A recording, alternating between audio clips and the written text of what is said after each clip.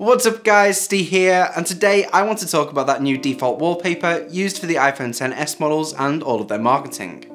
It's undoubtedly beautiful, but that's clearly not why Apple chose it. It can't be a coincidence that the black region of the image is perfectly placed to hide the screen cutout.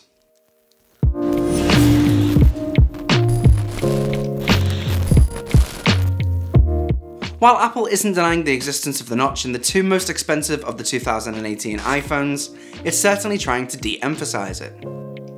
Last year's iPhone X was the first mainstream handset to have a screen cutout, and was considered controversial when the model was first announced. However, the 10th anniversary iPhone turned out to be the most popular smartphone in the world. In the months after the X's debut, virtually all of Apple's rivals announced models with their own screen cutouts. This went on to the point where Google felt compelled to limit how many each Android device could have. Despite the general acceptance, Apple clearly feels the need to subtly hide the notch in the iPhone XS and XS Max. Hence an image that camouflages the black screen cutout against a black background. It's still there in the images, Apple isn't doing anything deceptive, it's just hard to see. And the iPhone XS notch can be seen in a smattering of official images, just not the most prominent ones.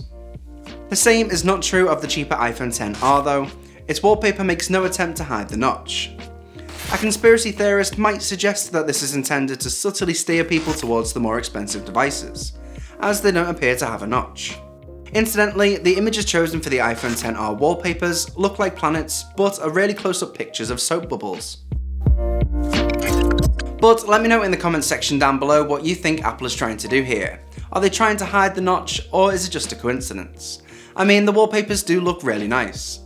Personally, for me, the notch doesn't bother me, I've made a whole video on it, but let me know as well what you think of the notch in general. Does it bother you, does it not?